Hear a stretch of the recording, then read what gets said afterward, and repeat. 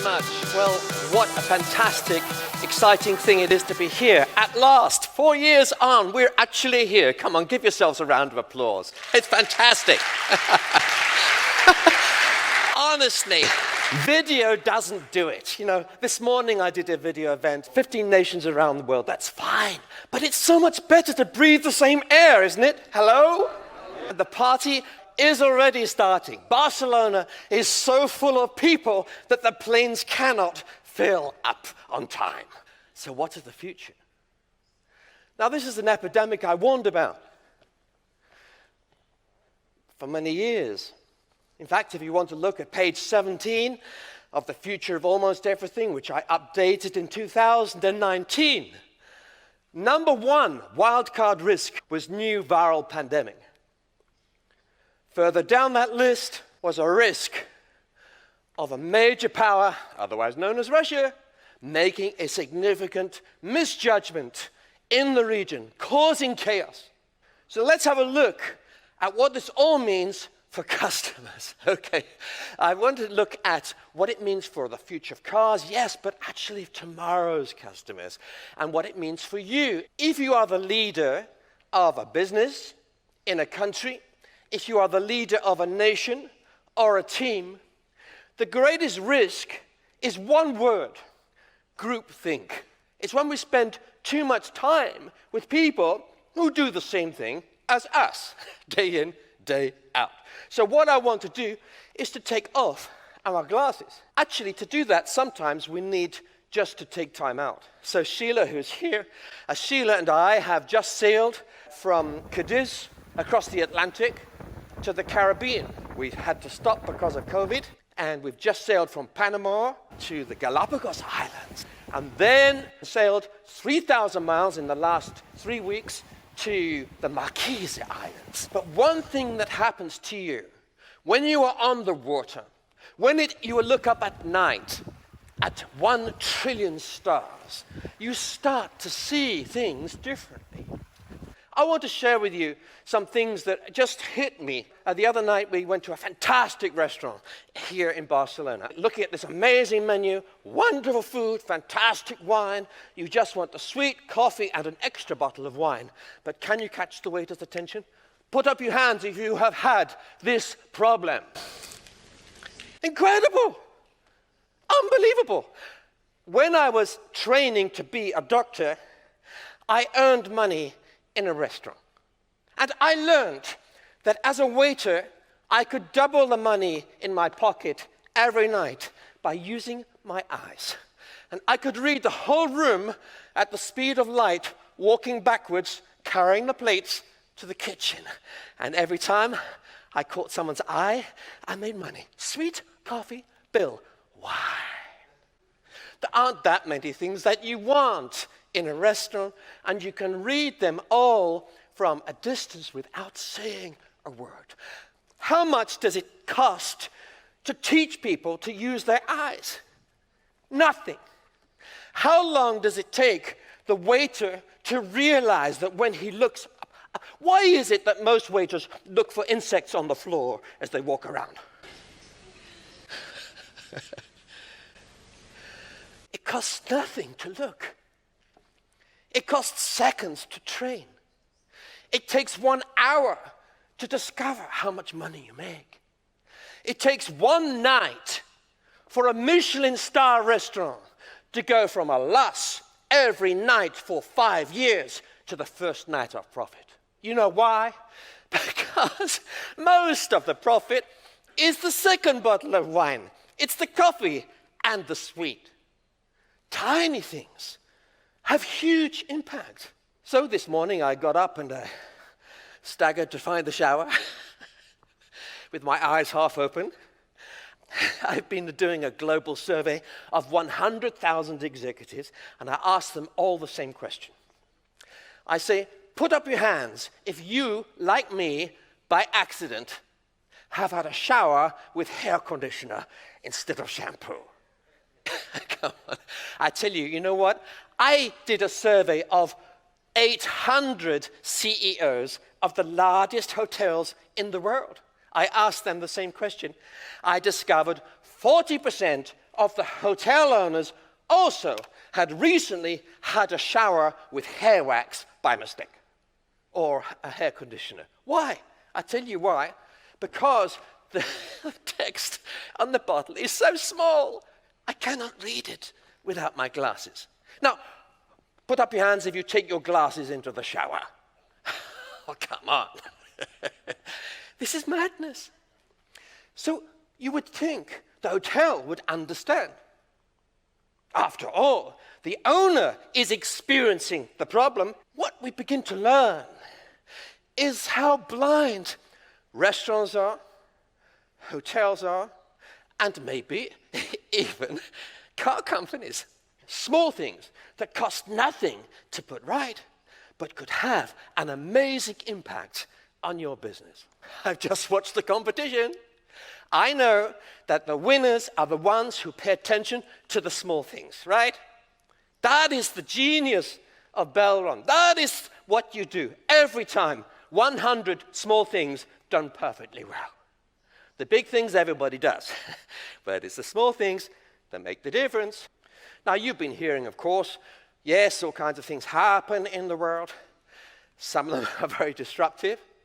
Some of them we can warn about, but you don't necessarily know when or how or exactly what the impact will be. But the message is clear, that we need to be very agile in our systems, our processes, and our vision. Changing pace is accelerating, and all kinds of things are happening, very exciting ones. You have just heard about new technology and the connected car. But, look, I'm a futurist, so let me let you into a secret of how it is I have survived for 30 years. Because most futurists get killed off after 12 months. Did you know that? You know why? Because they got it wrong. But I'm going to tell you the secret of getting it right. The secret is that not as much is changing as people think. Okay. Some things are changing very fast. Big events can happen, but a lot of things are relatively the same. I can prove it to you. I wrote FutureWise in 1998. When I wrote the future of almost everything, I had to phone the publisher, and I said, I have a problem. He said, what's the problem? I said, I'm really enjoying the writing. Yes, good. I've just been reading what I wrote in 1998. I thought I should check it out. Yes. And I've scored it, green was good, we got that, right? Red, disaster, embarrassing. Orange is probably going to happen. And I wondered if I could just copy and paste all the green sections and put them in the new book. He laughed. He said, how can this be? I said, it's easy. I was describing a 50-year view of the future, and we are still only 20 years on, so there's plenty of time still to go. What I was saying was that the very big trends which have driven this business, this family business, wasn't it exciting to see that family history? Those big trends will continue to drive your success and your future. Now, let me just look at this guy here. I want you to imagine Tom, knocked down in a car accident 22 years ago. And he woke up just 6 weeks ago, and he asked for his daughter Mary to come and see him. And he said, I have missed 22 years of my life, my family, and the world. I have missed 22 years of news, of technology, of Belron. What have I missed? I want you to imagine that Mary is sitting here talking to Tom, her father, and trying to bring him up to date. The test is he must be able to attend this conference tonight and go to the gala dinner tomorrow and sit next to you on a table, and you don't guess that he has been asleep for 22 years. How long do you think it will take Mary before she runs out of things to say? How long do you think it will take Mary before she can't find anything more to surprise him, to shock him? I've thought about this a lot. I think 2 hours. I think after that, he will be bored. Let's have a look. Okay, we can talk about viruses, and he will be surprised at how bad this one was. But then if he knows anything about viruses, I am a viral doctor. I was involved in the fight against HIV and AIDS when I was 30 years old, 30-something years ago. That virus has now killed 34 million people. There is still no vaccine. So you tell him there was another virus that went like a pandemic. You say, what, another one? Well, they happen, don't they? You say, yes, I know, but this one was worse. We had to meet via video conference all the time. He said, well, we were already using those kinds of technologies in 2000. In fact, my daughter used to do video calls with her friends at 16 years old in 1996. And then he'll say, yes, but surely they don't love this stuff, do they? He said, no, actually. Apple have just announced that everyone's got to come back in the office at least 3 days a week. Why? Because, and he finished it. He said, yes, let me tell you why. Because Apple have discovered they can manage fine, but they can't innovate, can't change, and can't think. Yes? He said, how did you know that? Because it's obvious. How can you innovate without meeting? How can you think new things? How can you envision? How can you create tomorrow's world in a little bubble with one person in one home, and one person in another, and one in an office, and one on a plane, and another on a train? Please do not tell me this is the formula for changing the future of our whole world. Of course not. And of course he'd say, and as for family, surely the families have missed seeing each other. Say, yes, we've discovered that we have to meet. We have this social genetic code. We are programmed as social creatures, which is why this conference today is so important. It is why it is almost impossible to land a major new contract without wine or Coca-Cola, having a meal together, something, having social life, doing life together. Why? Because we need to build trust. I'll come back to that. By the way, he walks into his daughter's kitchen. He says, oh, well, nothing's changed. He said, no. My kitchen has been refitted twice. He said, really? He opens the microwave, turns it on, and it works fine. He turns on the cooker, it works fine. All the appliances in her kitchen are basically similar. He recognizes them from 22 years ago. He walks around the streets. He sees people wearing similar clothes. There are more people on bicycles, but still, they are doing similar things to what he expects. He turns up in Barcelona to the Belron conference. He notices they're still building the cathedral after 100 years. He goes out for a meal. They're still cooking the same way. No robots to be seen. The fashions are much the same. He didn't know what to wear to the gala dinner tomorrow. So he just pulled out his 22-year-old suit and tie, and his wife said, that'll do fine. He gets on a train. It feels the same. He sees the planes over his head. He recognizes some of them. He says, Boeing 747. I thought that started flying in 1969. Is it still legal to fly it? Inside the plane, it's virtually the same. He sits in the hotel room and he orders room service. It looks identical to what he last had when he was 22 years ago. Do you get the picture, folks? I'm just saying it's easy to feel, punch, drunk with change. But the reality, the truth, is much less is changing in much of the world than you might think by watching too much news. Indeed, think about shopping. Yes, shopping has changed a lot. But it is still true. You look at the supermarkets all around here. I can tell you that 80% of all the trade of all the small supermarkets in Barcelona comes from people who walk. And they walk less than 700 meters. You know why? Life's too short to walk 800 meters. And they're not going to get in their car. Yes, of course, they're ordering more online. I don't want to underestimate the mobile change. Of course, it's enormous. Everyone's on mobiles all the time, but it isn't everything. So he says, sitting on his boat, he says, 3D TV, tell me about it. I was so excited when I heard about it. I want one. He said, I'm sorry, Dad, you're too late. There is not a single factory in the world that will sell you one. Why?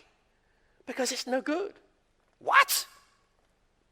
Because it's full of technology, but no passion. It didn't engage with the consumer. I want to warn you.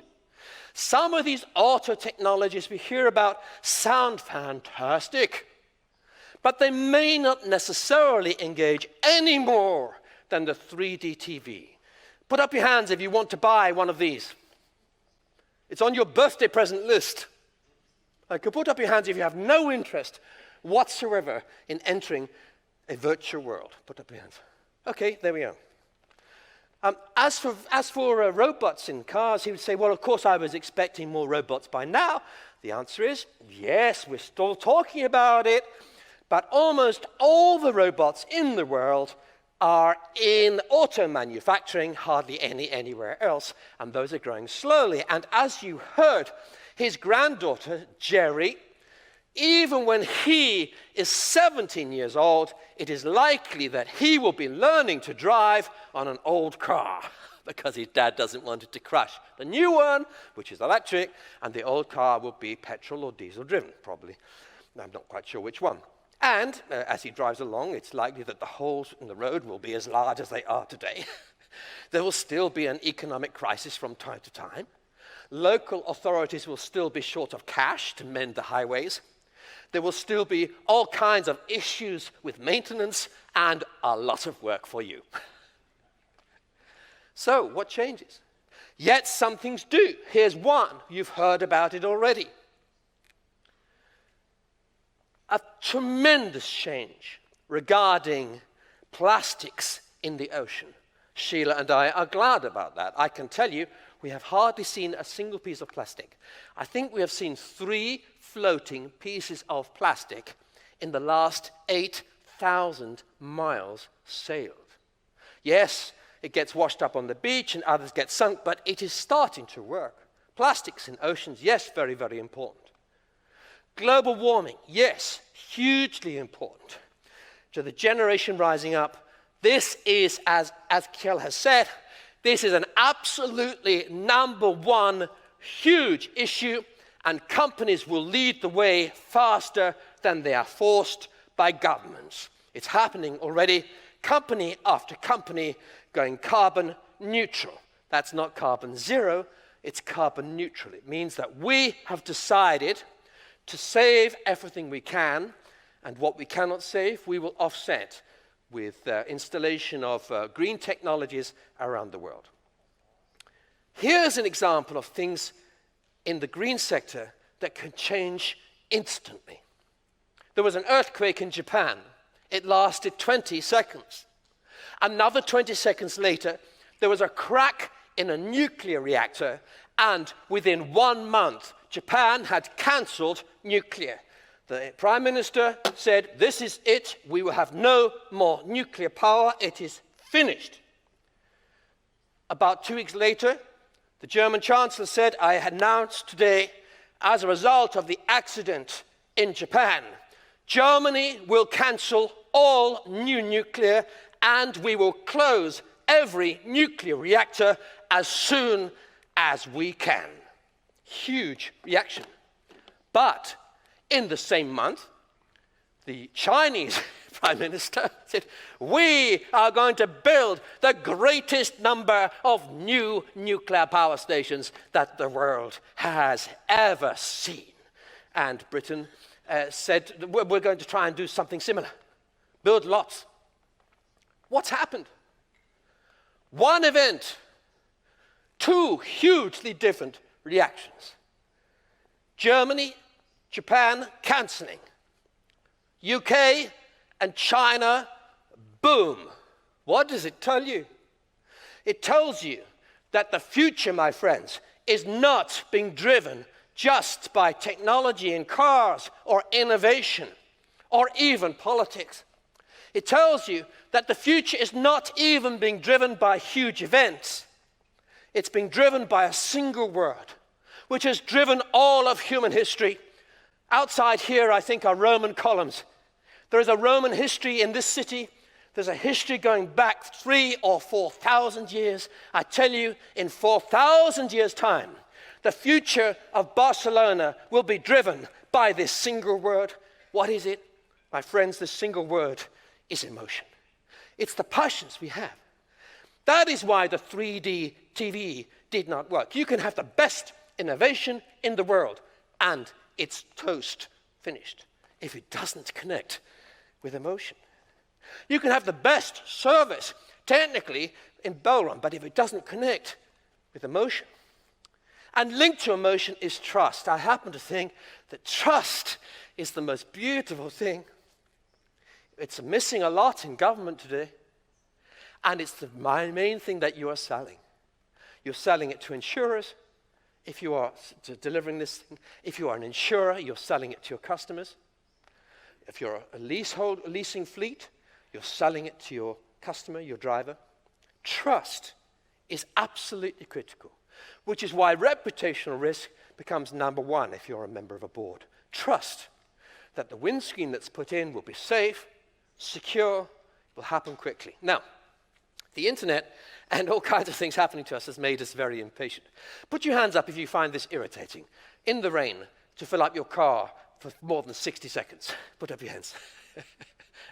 After 10 seconds, I'm already counting, right? It's a problem. And actually, it's a big issue for you. It's huge. It's something that's changing very, very fast. I've said things are not changing. Here's one thing that is changing. So let's have a look. Okay, so I was late to come here yesterday for a rehearsal.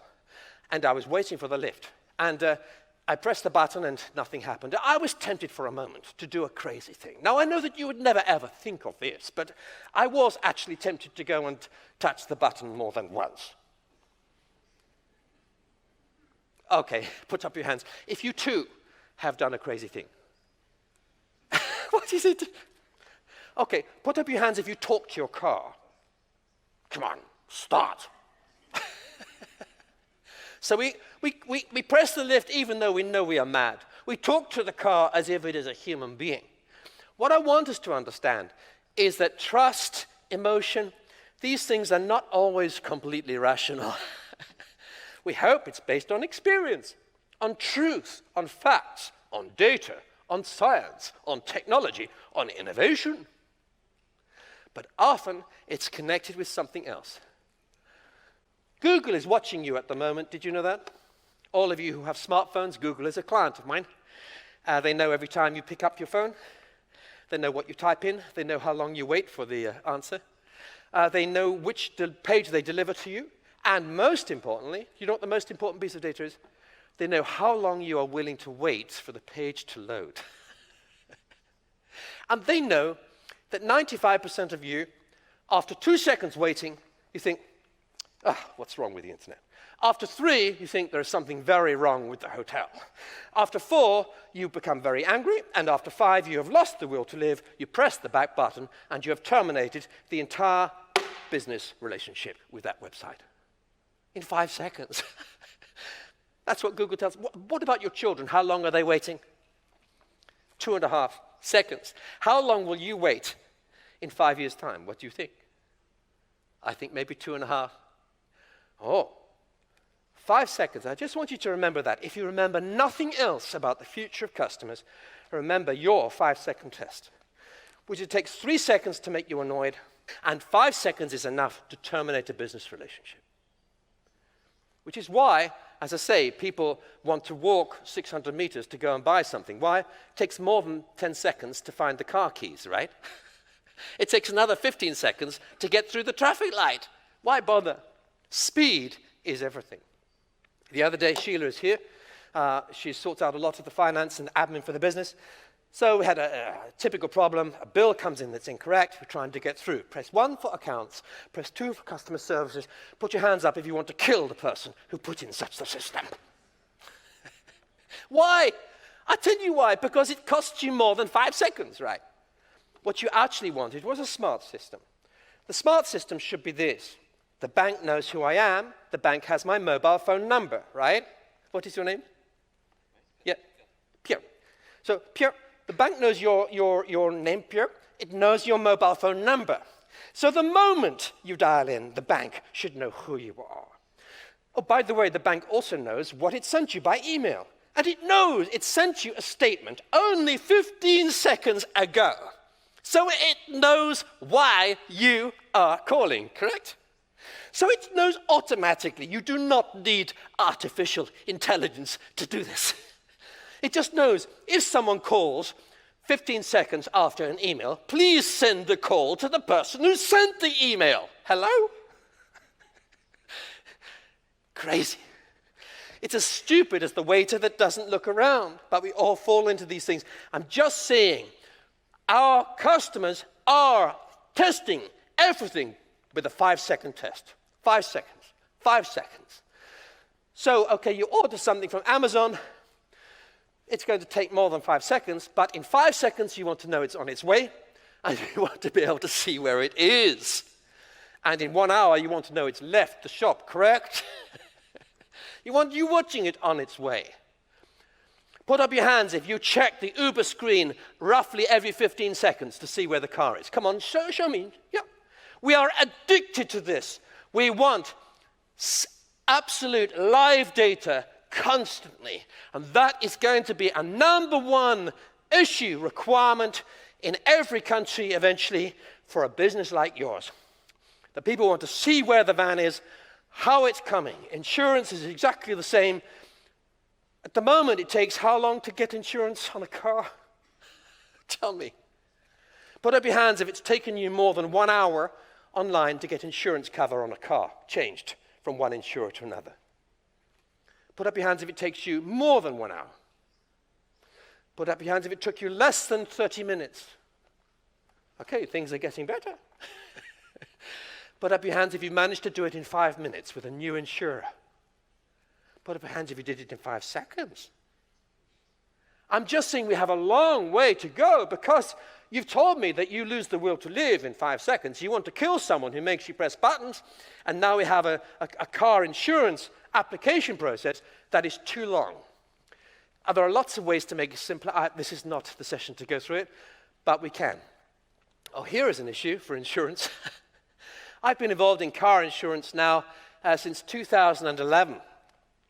And I discovered something that made me really cross. In my country, in the UK, if you keep the same insurer, you get charged more every year. In fact, the more loyal you are, the more they will make you pay. Why is that? Because online, they can only compete, these companies, by giving special introductory offer for the first 12 months, 30% off. So, of course, everybody changes, and then after 12 months, it goes back, and then higher and higher, and often it takes 3 years or 4 years for the insurance company to get back the money they lost on the first year discount. So, of course, you're getting this huge churn. And then someone like my mother gets hit with huge, huge increases because she doesn't go online every 12 months. At the time, I'm making a prediction that this kind of activity will be regarded soon as unethical, and then it will become against the law, and companies that do it, their directors will go to prison. And you know what? It's happened. In the UK, it is now illegal to do this, and it will soon be the case in many other nations. Big changes, because the online world exposes these things, and it makes people very cross. And we want the claim process to be very, very simple. I don't want to call anybody. I just want to be able to snap the photograph, send it in, and know basically that it's all done. Can we do it? Yes, we can.